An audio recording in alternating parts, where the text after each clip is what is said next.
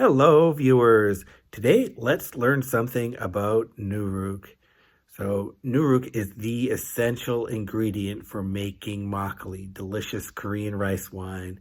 And Nuruk contains various kinds of microorganisms and enzymes as well. The enzymes break down the starch in the rice into sugar, and the other microorganisms, such as yeast and lactic acid bacteria, help the fermentation. The yeast perform the fermentation of the sugar into alcohol, and the lactic acid bacteria help produce the right kind of acid environment so that the yeast can do their thing without any contamination by other organisms. So Nuruk is the essential ingredient for making makgeolli.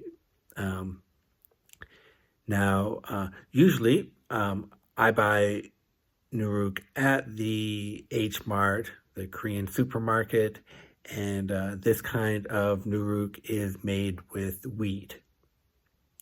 But there's actually a really wide variety of Nuruk. So today, let's look at this paper. This paper is called Restoration of Traditional Korean Nuruk and Analysis of the Brewing Characteristics. And this published in a scientific journal. These are food scientists at various institutions such as the Korea Food Research Institute, Korea University of Science and Technology, and also Kuksundong Brewery. So I'm just going to point out a few of the interesting parts of this paper, and you should be able to find it yourself. Here's the reference to it in the journal, and to see the text of the paper, you probably have to search for the title. I forget where exactly I found this, but this is the complete text of the paper right here. So what's especially interesting about this paper is that the researchers, they produced 46 kinds of Nuruk from traditional recipes, and they also acquired 12 commercial varieties of Nuruk, and they tested all of these. So there's a lot of I learned a lot from reading through this paper. So let me point out the interesting things that I found here. So even just in the introduction, you can see there's a zinger about Koji here. It's, Nuruk versus Koji. Nuruk is the Korean traditional fermentation starter, and Koji is the Japanese fermentation starter. But Koji is produced by a different method, and especially now, Koji is just one variety of microorganism grown on rice. So Koji is simpler, Nuruk is more complex, and I know this is true based on my own experience. Brews with Koji have a simpler flavor. Nuruk is more complex and more earthy. You get more variety of flavors from Nuruk. Okay, so that's something I sort of knew already, but it's interesting to see it in this scientific paper. So let's see where they got these recipes. I don't know all these sources, but some of these I do know. I have heard about Umshik Dimibang, traditional book of recipes, and also this Chinese text from 1500 years ago, the Jimin Yao Shu.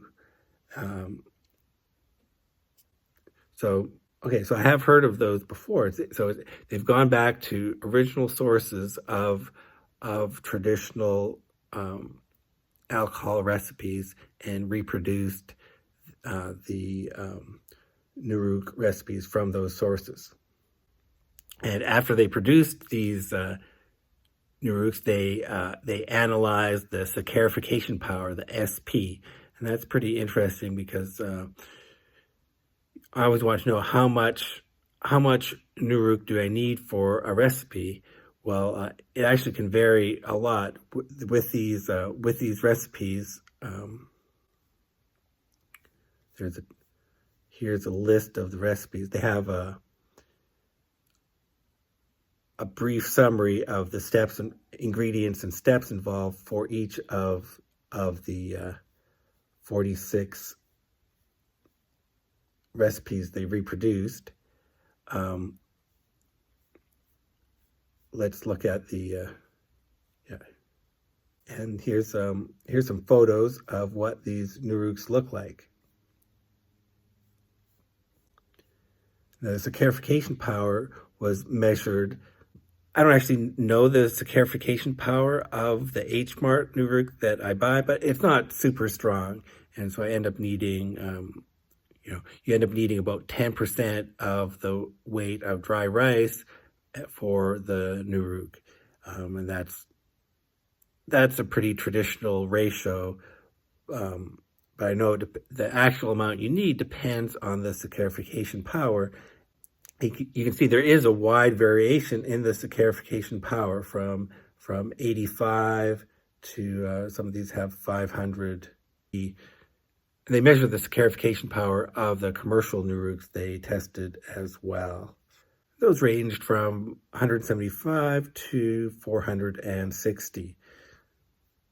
Besides making the Nuruks, they also brewed with it.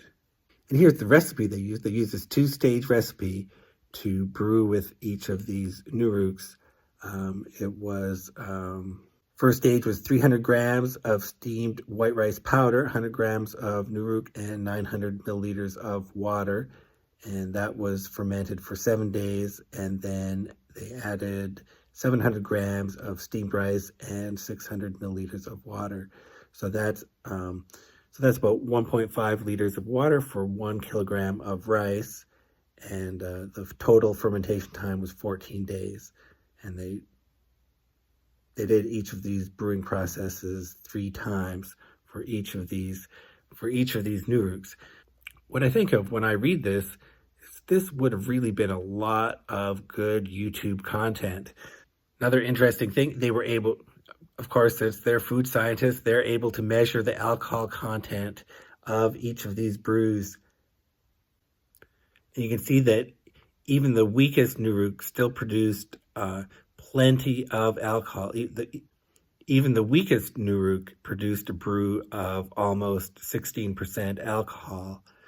So it's not a direct relationship between the saccharification power of the Nuruk and the alcohol content you get in the end.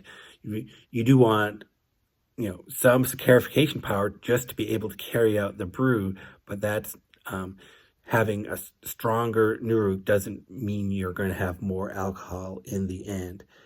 You can see that out of all of these brews, the alcohol content ranged from about 9% to about 19%. So quite a range, and it doesn't match with the saccharification power, like I said. Obviously, they were able to produce these brews more consistently and measure the alcohol more accurately than I'm able to do at home. So it's interesting to see the amount of variation you get with these different Nuruks. Other big point I want to make is the variety of ingredients used to make Nuruk. Besides wheat, there's barley, there's mung beans, there's a lot of medicinal ingredients like mulberry leaves or all kinds of medicinal herbs. And there's different ingredients used to help get the mold growing on the wheat or the barley or the mung beans, such as straw or pine needles, wide variety of ingredients used there. And one of these recipes really caught my eye. It was this one near the end here. Divide the wheat into 3 equal parts and grind. So there were 3 equal parts of wheat, 1 part steamed, 1 part roasted, and 1 part raw. And that reminded me. I read that kind of recipe in the Qiming Yao Shu. So that's one of these. You can't tell which recipe here goes with which original source, but this one I do recognize this recipe 45 is from Jimin Yaoshu. And this book was available in Korea and used for all kinds of agricultural reference material, including brewing. You can read about the effect of using wheat versus barley versus mung beans when flour is used in the Nuruk. And here's a chart of different flavor profiles you get with these different recipes. So I think that's especially useful to guide you in your own experimentation if you're making Nuruk yourself. For example, Nuruk made from rice is described as smoother, and barley tends to be rough, and mung beans brew with strong fruity flavors. So these are all great guidelines that can help you when you decide on what recipe to use for your own homemade Nuruk. So I hope you find this to be a useful reference for making Nuruk, especially using traditional recipes for making Nuruk.